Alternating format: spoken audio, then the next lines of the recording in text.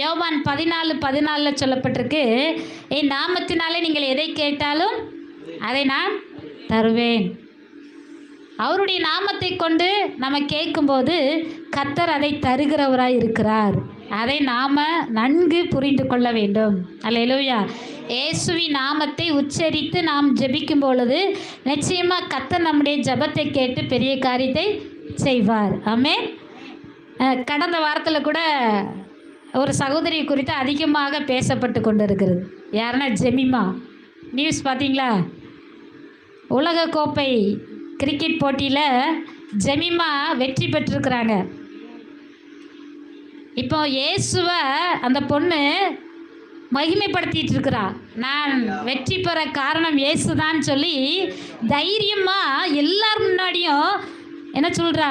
இயேசு தான் எனக்கு ஜெயம் தந்தார் என்று சொல்லி